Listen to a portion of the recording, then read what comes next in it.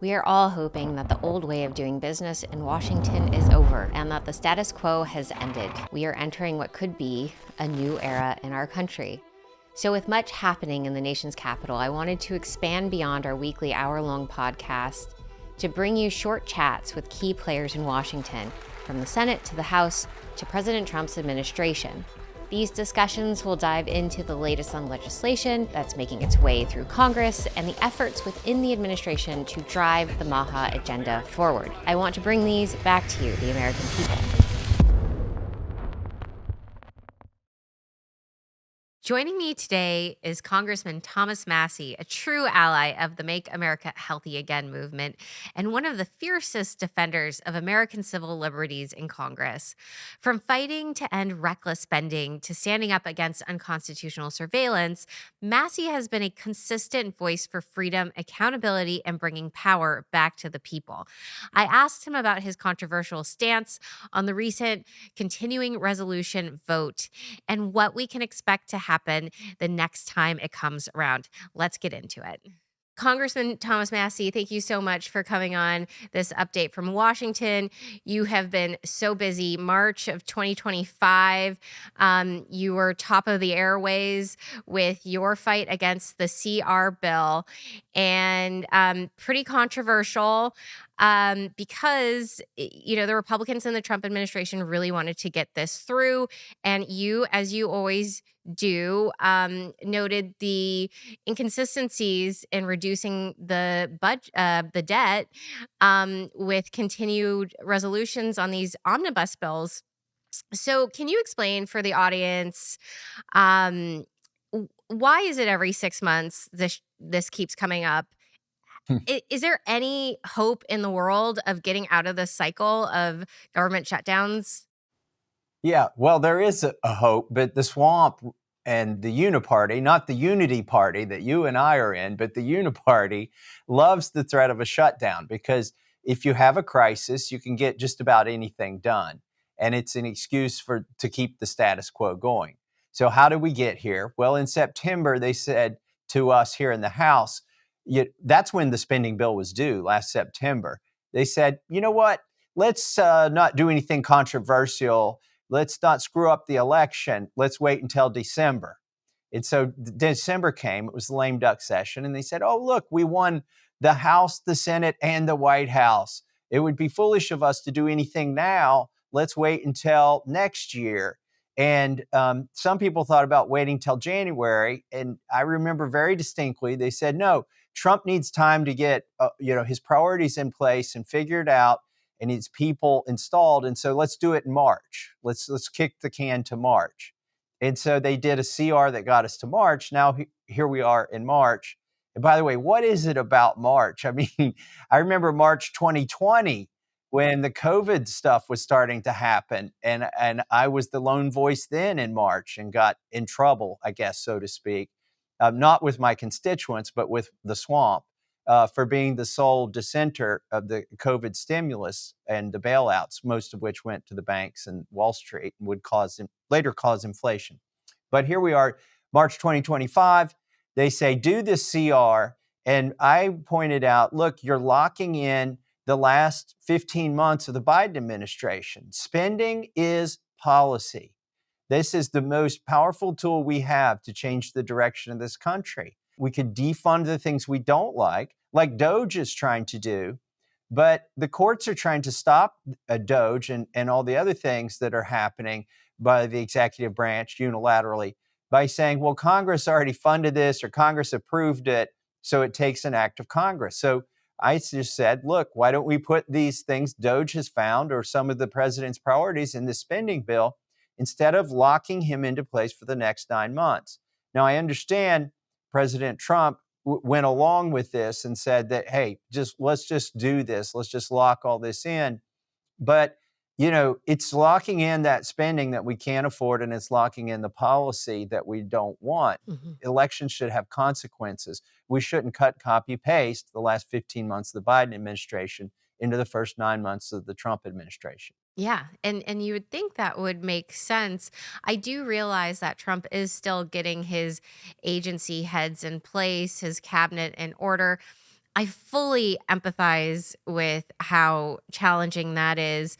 But the realities of separating this into 12 different bills, as you've mentioned, what are the steps? Can you start those steps now so that come September, we don't have to deal with this again?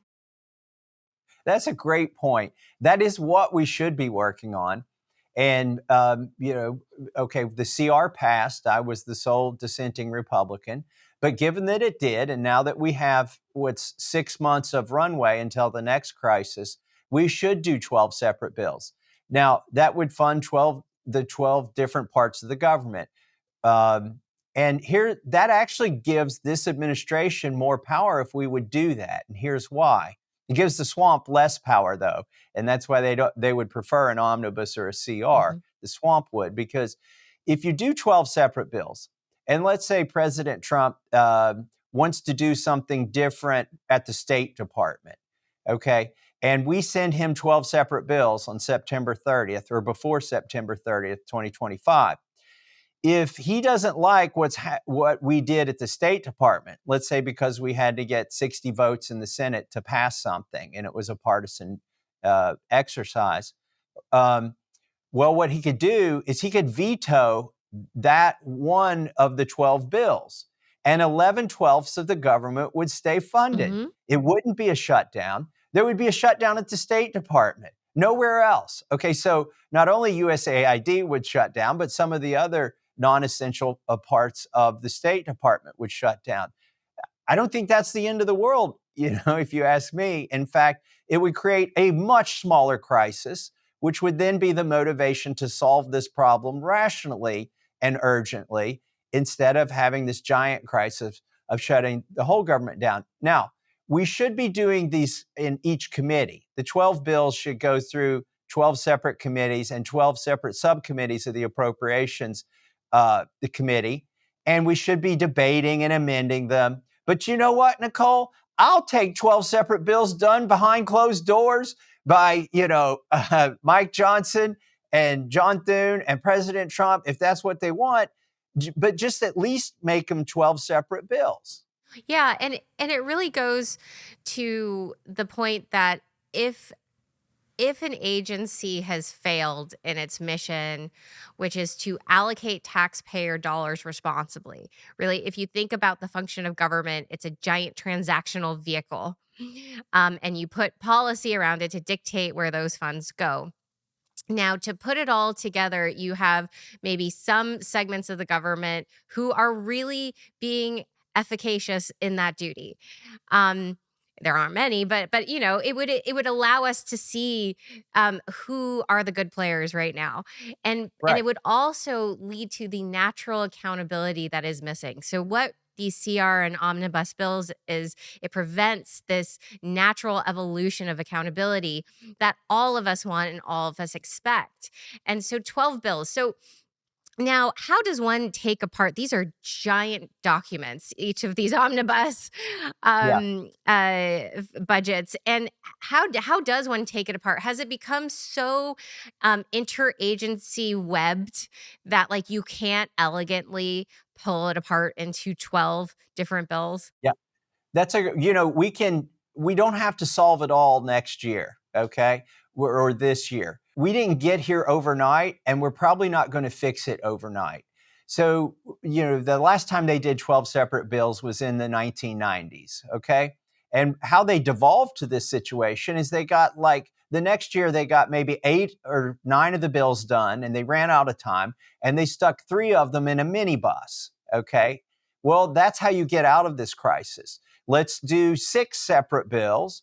And then if we can't get to the other 6 or can't get agreement or something, do 6 together. And that's called a minibus, where it's something less than an omnibus.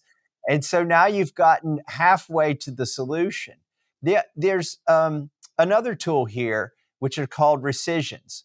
And this is sort of our hope. My hope is that we do start doing rescissions. Because we've sort of tied Trump's hands, and he agreed to do it by doing this CR. There is another bite at the apple. If the Trump administration sends us requests, they say, oh, well, we funded something, but we really didn't mean to, or we decided that they don't really need that much money. We want to rescind it and send it back to the Treasury. Then they can request from Congress a series of rescissions. And then we vote on that in the House, which takes 218 votes to pass if there are 435 people here. But when it goes to the Senate, it only requires 51 votes to take that money back. It's a special process that gets around that 60 vote problem.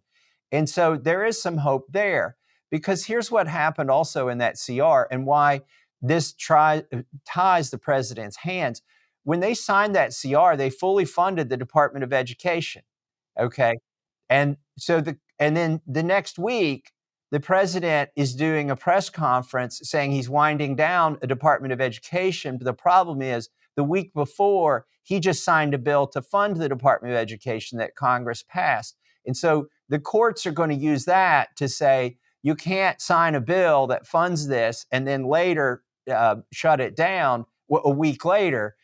So that's where rescissions come into place. But we don't have to wait till September 30th to do rescissions. We name post offices up here every week. It takes just as much time to vote on a rescission as it does a post office. We should be doing one of those every week. If DOJ finds something, or if there's something that Secretary Kennedy wants to change or defund, we can do that with the rescission every month. So I'm looking forward to getting some of those from the administration so we can align the spending with the president's policies. That rescission option, I'm not familiar with until now. You explaining it so beautifully. It does really seem like an opportunity that each of these cabinet members can now move forward with. That partnership between Trump's cabinet and the members of Congress right now, how is that? I mean, we're in a tough situation trying to pull off the greatest, refounding of our nation. So I can imagine it can get tense at times, but um, cabinet looks good. Is the cabinet actively meeting with members of Congress right now and trying to figure this out and taking accountability for their agency? Well, I mean, the cabinets are right now trying to get their chiefs of staff in place, Yeah, right? still And early. and yeah, it's still early for that. Mhm. But I have talked to Bobby Kennedy on the phone. He's called and asked me a question, or my opinion on something. And so they are working well with Congress.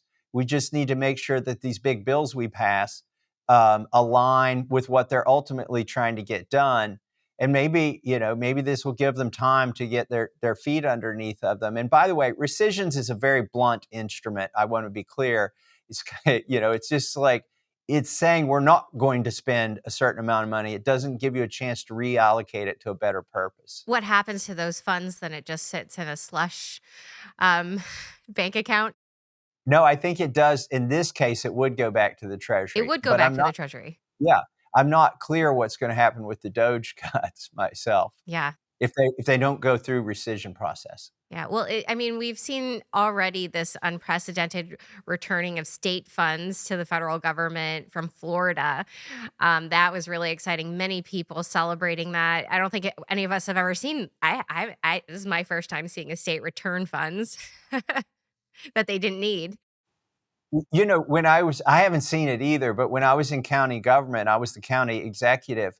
And there was a bridge project in my district that I figured out, if they gave me flexibility, I could get it done a lot cheaper and build a better bridge. And so I ended up returning some of the state money that the county had been allotted. I gave it back to the state, and they gave me a different pot of money that allowed me to build the bridge better and quicker with less money. So it can happen. Yeah. But the trouble is, people get mad at the executives who send that money back. They say, oh, that was our money. You should have kept it here, even if it was wasteful. Well, that is a mindset we got to get over right now as a country. It is a good thing to deliver under budget. Let's Yes. go back to those principles.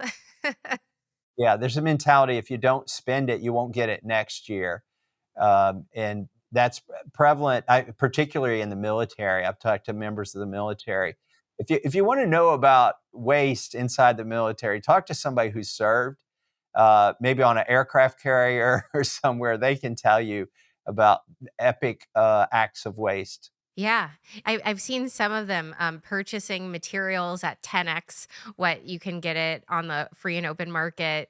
That's when you start to see the red flag that there's really deep corruption. But Mr. Massey, thank you so much for your time. Just in 15 minutes, I am wiser and I know what to ask for from my government. And thank you for always providing that direction for all of us out here. What's that debt clock reading today? Oh, well, it's bouncing up against the debt limit. Every day it goes up and then it recalibrates because we've hit the debt limit. So it's 36 trillion 200 million. But what's going to happen when the debt limit gets raised, it's going to jump all of a sudden in just a few weeks. So we're probably, because we're selling the Social Security Trust Fund right now, using that to fund our government, when we have to put that money back, this is probably actually should be saying 37 trillion right now. Oh boy. All right. Well, we have our work cut out for us. I'm hoping that by September, there might be those mini buses floating around for us to all pick through. Hopefully 12 separate appropriations bills, if not maybe a little tiny mini bus that's got 3 or 4 of those bills in it and all the rest separate. Well, there you go. Thank you very much. Appreciate you. Thanks, Nicole.